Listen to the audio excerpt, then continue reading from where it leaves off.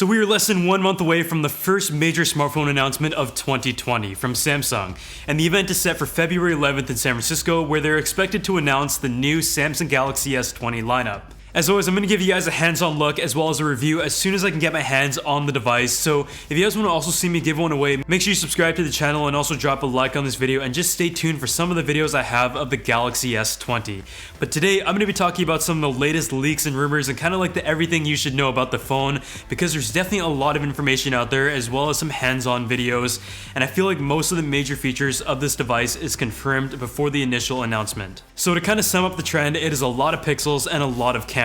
The Galaxy S20 will have 3 variants, including a 6.2-inch S20, a 6.7-inch S20 Plus, and also a 6.9-inch S20 Ultra. The S20 Plus, which will likely be the most popular option, will have a 3200 by 1440 AMOLED display, which has the capability of running at up to 120Hz in Full HD Plus mode, and just 60Hz in the full resolution of Quad HD Plus. Samsung has always set the bar high for displays, so I am confident that it will look really good both in terms of colors and sharpness and everything about it, but I do wish that the phone would just run at 90Hz standard, because that's where you're going to be having a noticeable difference in everyday use. The screens will have a 20:9 aspect ratio, which seems to be the trend moving forward, and if you care, the hole punch will also be slightly smaller as well, and the fingerprint sensor will be ultrasonic instead of optical. It is also stated that the S20 will have a flatter display than previous generations with a 2.5D edge, which is according to Max Weinbach, who has a lot of the information of this device, and it will be the same edging as the Pixel 2 XL, and I'm really happy to hear that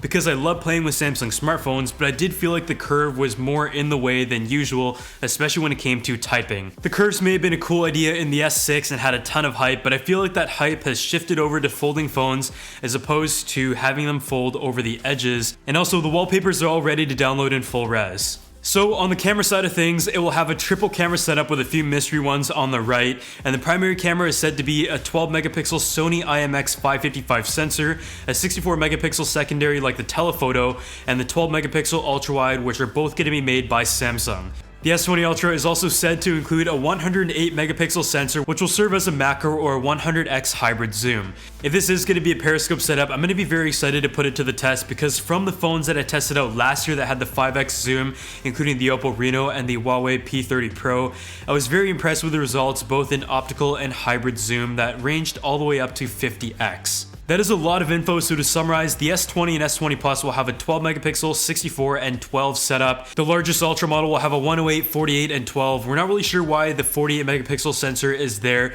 and the Plus and Ultra model will have a time of flight sensor for portrait mode. Another exciting find for video creators though is the ability to record 8K 30, which was seen in some images of the camera mode. I think this is like a cool capability that showcases processor technology and how far it has come, but I doubt many people will be shooting over 4K, and even though iPhones have been known to have the best video recording capabilities, I can say that Samsung has always been as close as you can get and shoot great video as well. Overall, after seeing Samsung Galaxy's win MKBHD's blind smartphone test, there's every reason to be excited about the Samsung Galaxy camera this year. On the battery side of things, the S20 Plus is said to have a 4500 mAh battery, and from what has been said from the prototypes, the battery life is a bit worse than the S10 Plus and in 120Hz mode. Keep in mind this is pre-production software, and I would imagine that the final version, and especially after the first update, the battery life will be in line with the previous generation S10 Plus. The phone will include a 25-watt fast charger and of course wireless and reverse charging capabilities that we first saw last year. The Ultra will be a 5000 mAh battery, which can charge from 0 to 100 in just 74 minutes